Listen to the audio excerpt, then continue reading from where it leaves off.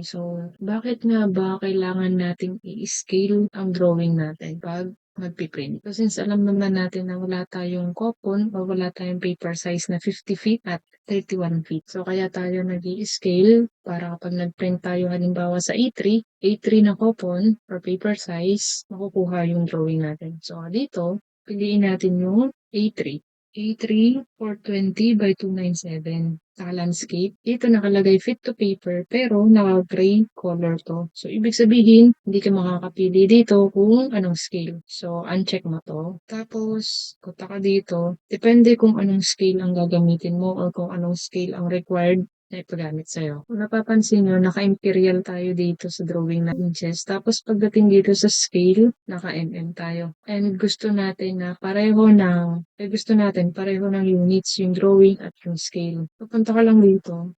Meron dyan inches. So, click mo lang yung inches. So, ngayon, try natin mag-plot.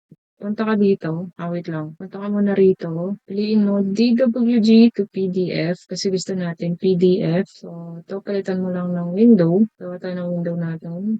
Drag mula taas pababa. Okay. Ganyan kaliit yung drawing natin. Pansin nyo na automatic naka-check yung fit to paper natin. So, ibig sabihin, matik na ang scale nito ay 1:79.9 or 80 units. Ibig sabihin yan, yung drawing mo, yung mismong drawing mo sa AutoCAD, naka-divide siya by 50 para yun yung mapaplot dito sa A3 mo. Halimbawa, 1 unit ang drawing mo, i-divide by 80 units para yun yung lalabas dito sa paper size mo. Kaya ganyan lang siya ulit. So, halimbawa, uncheck natin. Palitan natin ng 1:50. Ibig sabihin, 1 unit ng drawing mo, 50 units sa paper size. Tama ba yun? Baliktad. Yan, gusto mo, nasa center yung drawing mo. So, punta ka lang dito. Kasi ba yun? Punta ka lang dito, center the plot. Automatic, magsisenter na yan. Gusto mo makita kung ano yung mapiprint, kung paano siya ka lang dito, nakalagay. The annotation scale is not equal to the plot scale. So, continue mo lang. Wala namang magagawa yan. So, ganyan yung mangyayari.